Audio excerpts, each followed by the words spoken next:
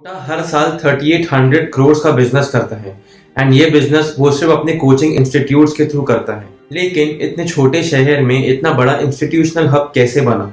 ये हुआ सिर्फ एक इंसान के कारण जिनका नाम है वी के बंसल। वी के बंसल का जन्म 1949 झांसी में हुआ था एंड उनकी फैमिली की फाइनेंशियल कंडीशन बहुत ही ज्यादा बुरी थी। उनके पास बिल्कुल भी पैसे नहीं थे एंड उन्होंने लिटरली स्ट्रीट लाइट्स के नीचे बैठकर पढ़ाई की है। वी के बंसल 12th में मेरिट आए एंड उनके मेरिट स्कोर के बेसिस में उनको भू यानी कि बनारस हिंदू यूनिवर्सिटी में उनको इंजीनियरिंग करने का मौका मिला एंड वहां पे उन्होंने मैकेनिकल इंजीनियरिंग फ्री में कंप्लीट की। उन्होंने डिग्री लेने के बाद जे के ऑर्गेनाइजेशन में एज एन इंजीनियर जॉब किया and at the age of 25 उनको एक ऐसी डिजीज डायग्नोस हुई जिनके कारण उनको लाइफ टाइम का पैरालिसिस हो गया एंड कुछ ही टाइम बाद जे के ऑर्गेनाइजेशन भी बंद हो गई। उनकी लाइफ में ऐसा हो गया था कि अचानक से उनके ऊपर एक मुसीबत का पहाड़ टूट गया।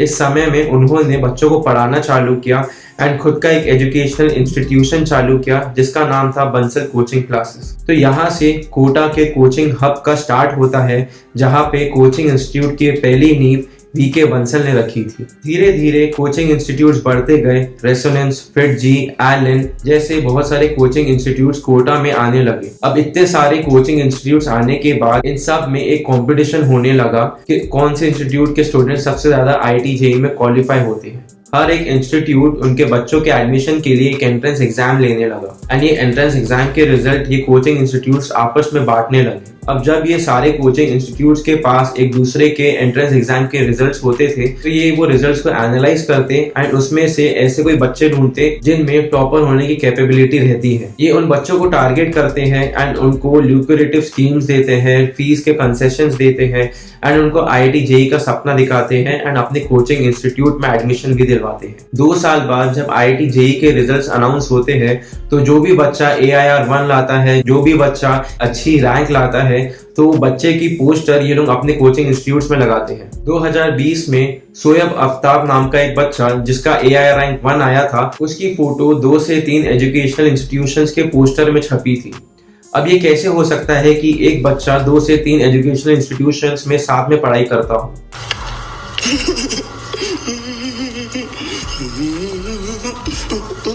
लेकिन ये चीज कोटा में बहुत ही ज्यादा कॉमन होने लगी है एंड हर साल ये चीज रिपीट होते आ रही है जहाँ पे एक बच्चे की फोटो 3 से 4 एजुकेशनल इंस्टीट्यूशंस में दिखाई देती है। कोटा में टीचर्स की पोचिंग भी बहुत ज्यादा होती है। टीचर कोचिंग मतलब यही कि एक एजुकेशनल इंस्टीट्यूशंस के टीचर दूसरे एजुकेशनल इंस्टीट्यूशंस में खींचे जाते हैं। जब भी कोई नई एजुकेशनल इंस्टीट्यूशन आती है तो वो एग्जिस्टिंग कोचिंग क्लास के टीचर्स को और भी ज्यादा पैसे देके अपने एजुकेशनल इंस्टीट्यूशन में लेके आती है।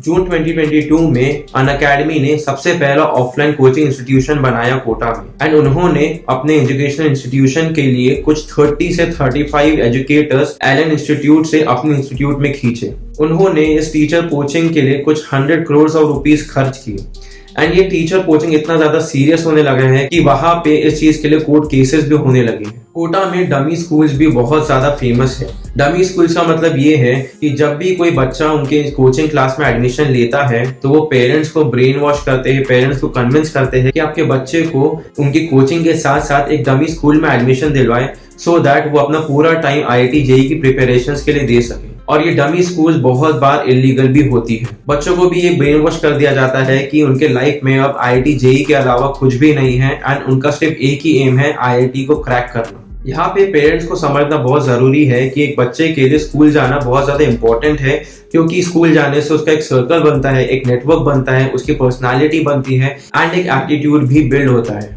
बच्चों को इतना ज्यादा प्रेशराइज कर दिया जाता है पढ़ाई के लिए एंड उनके सिलेक्शन को लेके कि वो खुद के लिए एक एस्केप ढूंढना चालू कर देते हैं एंड उनको ये टेम्पररी एस्केप मिलता है ड्रग्स एंड अल्कोहल में। जब ये स्टूडेंट्स ये अल्कोहल या ड्रग्स की तरफ जाते हैं तो ये एक विशियस साइकिल में फंस जाते हैं जहाँ पे उनको सिर्फ सैडनेस मिलती है, एंजाइटी मिलती है एंड डिप्रेशन मिलता है। जब रिजल्ट्स नहीं आते, जब आईआईटी जेईई क्लियर नहीं होता है, जब पेरेंट्स से वो नजर नहीं मिला पाते हैं एंड जब वो खुद को लूजर समझना चालू कर देते हैं तब उनको बस एक ही चीज दिखती है, वो है सुसाइड।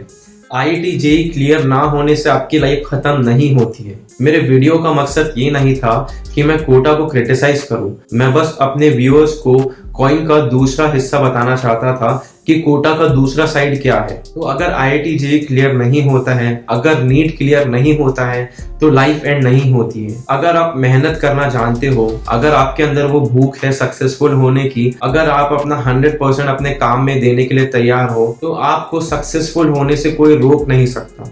सक्सेस मिलने की कोई गारंटी नहीं है, लेकिन वो सक्सेस पाने का जो प्रोसेस है उसमें आप इतने ज्यादा रिफाइन हो जाओगे, आप इतने अच्छे एक्सपीरियंस के इसके थ्रू गुजरोगे कि आपको एट द एंड खुद के लिए बहुत ज्यादा सैटिस्फाइड फील होगा कि मैंने जो किया खुद के लिए अच्छा किया। इतना ही था आज के वीडियो के लिए। अगर वीडियो अच्छा लगा तो चैनल को सब्सक्राइब कीजिएगा, वीडियो को शेयर कीजिएगा, वीडियो को लाइक कीजिएगा। मिलते हैं अगली वीडियो में। Until then keep learning.